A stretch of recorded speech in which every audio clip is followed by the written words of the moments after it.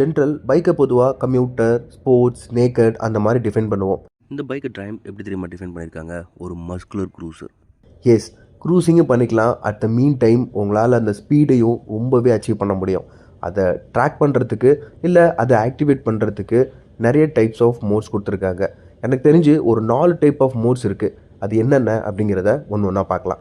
But before we explaining the riding modes, நம்ம வந்து ignition ஸ்விட்சை மறுபடியும் பார்த்துடலாம். இதில் என்ன இன்னொரு பியூட்டி இருக்குது அப்படின்னா, இதுதான் power off button on work ஆகும். நார்மலாக இருக்கிறது கில் ஸ்விட்ச் பண்ணாவே தான் இன்ஜின் செட் ஆஃப் ஆகிடுமே. அப்புறம் ஏன் நம்ம மறுபடியும் அதை பவர் ஆஃப் பட்டன் அப்படின்னு சொல்கிறீங்க அப்படின்னா, பொதுவாக இக்னிஷன் ஸ்விட்ச் ஆஃப் பண்ணிட்டு அதுக்கப்புறமா கீயை வந்துட்டு நம்ம பைக்கில் இருந்து ரிமூவ் பண்ணுவோம். அதே மாதிரி இல்லாமல் கம்ப்ளீட்டாக இதை லாங் ப்ரெஸ் பண்ணோம் அப்படின்னா இன்ஜின் ஷட் ஆஃப் ஆகிடும்.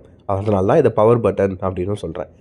And coming to the riding modes, yes, இதில் 4 டைப் ஆஃப் ரைடிங் மோட்ஸ் இருக்குது அப்படின்னு நான் உங்கள்கிட்ட சொல்லியிருந்தேன். அது என்னென்ன அப்படின்னா rider, rain, road and sport. மொத்தம் 4 டைப் ஆஃப் மோட்ஸ் இருக்குது. ஒவ்வொரு மோட்ஸுக்குமே டெடிக்கேட்டடாக நீங்கள் வந்துட்டு அதோட ஏபிஎஸ் ஆன் அண்ட் ஆஃப் பண்ணிக்கலாம், இல்லை எவ்வளோ பர்சன்டேஜ் இருக்குங்கிறத ஃபிக்ஸ் பண்ணிக்கலாம். அண்ட் ஒவ்வொரு மோடுக்குமே டெடிக்கேட்டடான ட்ராக்ஷன் கண்ட்ரோலும் இருக்குது. இதுவும் one of the good thing. இது நம்ம யூஸ்வலாக எல்லா பைக்லேயும் மோட்ஸ் நம்ம இருக்கிற பைக்கில் பார்க்குறது தான். பட்